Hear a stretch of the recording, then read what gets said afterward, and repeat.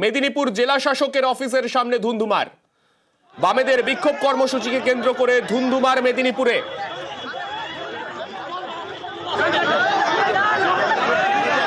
বাম ছাত্র যুব সংগঠনের কর্মসূচি, সেই কর্মসূচিতে ধুন্ধুমার পরিস্থিতি।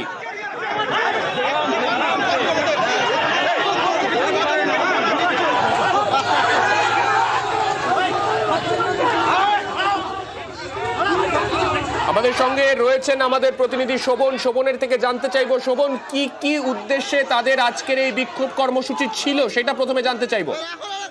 দেখো রাগনি, যেটা জানিয়ে রাখি তোমাকে, বামপন্থী বিভিন্ন গণসংগঠনগুলি ডাকে কেন্দ্রীয় সরকারের বিভিন্ন যে জনবিরোধী নীতিগুলি রয়েছে সেই সব নীতির বিরুদ্ধে এবং রাজ্যের যে দুর্নীতি সহ একাধিক দাবিতে বামপন্থী যে গণসংগঠনগুলি ছিল তারা আজকে আইন অমান্যের ডাক দিয়েছিল পশ্চিম মেদিনীপুর জেলা শাসক দপ্তরে।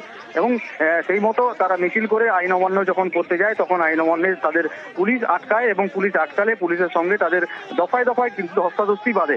এরকমও ছবি উঠে এসছে যেখানে আন্দোলনকারীদের সঙ্গে পুলিশের ধস্তাধস্তি লক্ষ্য করা যায়। এরপরে কিন্তু পুলিশ সামাল দেয় বিষয়টি। সামাল দেওয়ার পরে যারা আন্দোলনকারী ছিল তাদেরকে সেখান থেকে হটিয়ে দেয়। যদিও এই ঘটনার প্রতিবাদে এবং পুলিশের এই ভূমিকার নিন্দা জানিয়ে তারা পথ অবরোধ করে বিক্ষোভ দেখায়। পরবর্তীকালে পুলিশ তাদের অবরোধ তুলে দেয়।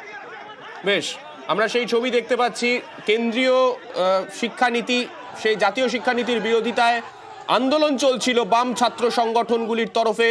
বাম ছাত্র যুবরা তারা আজকে আন্দোলন করছিলেন। সেই সময় পুলিশের সঙ্গে ধুন্ধুমার বাঁধে আইন অমান্য কর্মসূচি। সেই আইন অমান্য কর্মসূচিতে পুলিশের সঙ্গে ধুন্ধুমার মেদিনীপুরে।